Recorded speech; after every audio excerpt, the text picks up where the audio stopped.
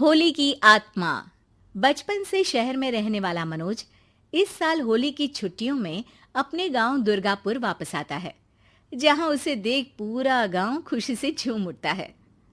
जब गया था तब इतना सा था और अब देखो कितना बड़ा हो गया है। हाँ सरपंच जी, जब मैं गया था तब आप भी बहुत जवान थे और अब देखो कितने बूढ़े हो गए हैं आप। चला चलो बढ़िया है। बच्चा घर वापस आ गया। इसी खुशी में आज रात पार्टी होगी। क्या बात है, गांव में भी पार्टियां होने लगी। वैसे अगर पार्टी की बात है तो आज क्यों सीधा होली पार्टी करते हैं।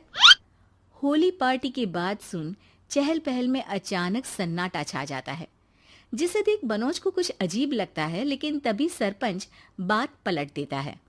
अब बहुत देर हो गई, चलो सब अपने घर चलो, पार्टी के बारे में कल सोचेंगे।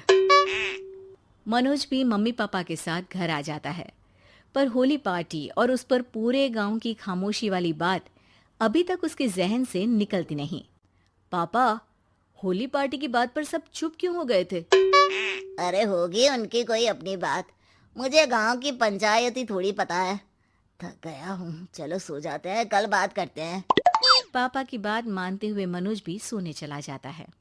आज तो छुपा लिया, लेकिन हफ्ते बाद जब होली का दिन आएगा तब इसे कैसे रोकोगे? अगली सुबह सूरज के साथ ही मनोज भी गांव घूमने निकल जाता है, जिस पर रास्ते में उसे अपनी ही उम्र के कुछ लड़के भी मिलते हैं, जिनसे दोस्ती कर अब वो उनके साथ घूमने लगता है। इसी तरह कुछ दिन बीत जाते हैं और होली नजदीक आने लगती है। दोस्तों, होली में 4 दिन ही बचे हैं, पर गांव में उसकी कोई तैयारियां क्यों नहीं दिख रही? क्योंकि यहाँ होली नहीं मनाई जाती। अरे पर ऐसा क्यों? वो राजा भूषण। अरे तुम 4 दिन के लिए आए हो, क्या इतना सोच रहे हो? चलो कुछ खाने चलते हैं। इसी के साथ एक बार फिर होली की बात को टलते हुए देख मनोज को शक होने लगता है। वो घर पहुंचते ही इंटरनेट पर अपने गांव और राजा भूषण के बारे में जानकारी निकालने लगता है। क्या? मुझे आज तक ये नहीं पता था। ऐसा कैसे? किसी ने मुझे कुछ बताया क्यों नहीं?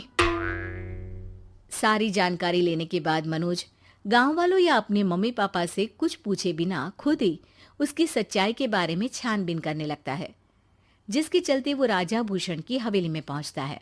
वाह, क्या हवेली है यार। पर क्या यहाँ सच में कोई भूत है? हेलो भूत जी, कोई है क्या? हम इस साल गांव में होली सेलिब्रेट कर रहे हैं, क्या आप उस पर थोड़ा इंटरव्यू देंगे? मनोज के ऐसा बोलते ही गांव में तूफान उठ जाता है और हवेली में रखी सारी चीजें हिलने लगती है। एक अदृश्य शक्ति मनोज को धक्का देकर हवेली से बाहर निकाल दरवाजा बंद कर लेती है।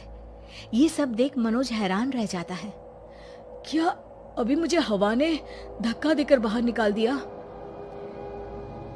मेरे होते हुए इस गांव में कभी होली नहीं मन सकती, इसलिए दोबारा ऐसी कोशिश भी मत करना, अंजाम बुरा होगा। आवाज सुन मनोज हैरानी से इधर उधर देखने लगता है, पर उसे कोई दिखाई नहीं देता। वो गांव वापस आ जाता है, जहां तूफान की वजह से सब कुछ तहस महस हो चुका होता है। आखिर ये तूफान आया कैसे? ना ऐसा कोई मौसम था और ना ही हमने होली का त्योहार मनाने की बात की थी। सरपंच की बात पर कोई रिएक्शन दिए बिना मनोज चुपचाप अपने घर चला जाता है। इस तरह देखते ही देखते होली का दिन भी आ जाता है और मनोज रंग लेकर गांव में निकल जाता है, लेकिन गांव पूरी तरह खाली होता है। अरे त्योहार का दिन है, धूमधाम की जगह मातम क्यों मनाया हुआ है? मनोज की आवाज सुन सब अपने घर की खिड़कियां खोल के घर के अंदर से ही उसे वापस जाने के लिए कहने लगते हैं, पर वो किसी की नहीं सुनता। तुझे पहले भी समझाया था, अगर होली खेलने की कोशिश भी की तो अच्छा नहीं होगा। अरे बात मान लो बेटा, तुम्हें सच नहीं पता। मुझे सब पता है। सालों पहले इस राजा ने एक अंधविश्वास फैलाया और आप लोग आज तक उसे मानते आ रहे हो। अरे बेटा, जब तुम पैदा भी नहीं हुए थे उससे भी बहुत पहले से इस गांव पर होली का श्राप है। अगर गांव में होली का त्योहार मनाया जाता है तो प्रलय आना पक्की बात होती है। राजा भूषण इस सब में नहीं मानते थे और त्योहार मनाने लगे, जिसके चलते होली वाले ही दिन पहले उनके बेटे की और फिर उनकी मृत्यु हो गई। तभी से गांव की रक्षा के लिए उनकी आत्मा उस हवेली में रह रही है। सबकी बातें सुन मनोज उलझन में पड़ जाता है।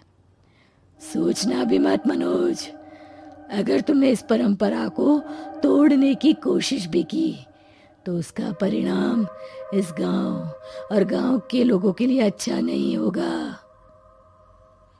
मुझे भी यकीन नहीं हो रहा कि आप लोग एक बेतुकी बात को मानकर सालों से रंगों के त्योहार को मातम की तरह मनाते आ रहे हो।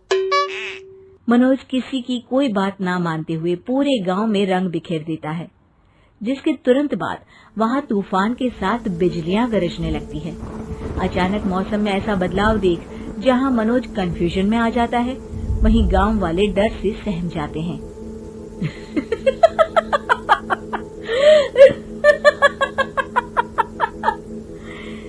इस लड़के ने हमारे जैसे सिर्फ अपने स्वार्थ के लिए नहीं बल्कि पूरे गांव की खुशियों के लिए यहाँ होली मनाई है, जिस वजह से अब इस गांव पर होली का श्राप टूटता है। ऐसा बोलकर राजा का भूत वहां से गायब हो जाता है, जिसके बाद गांव के लोग धूमधाम से होली मनाते हैं। खुशियों के रंग गांव में बिखरे ही होते हैं कि अगली सुबह अचानक मनोज कहीं गायब हो जाता है और एक बार फिर गांव में होली का नया राज शुरू हो जाता है।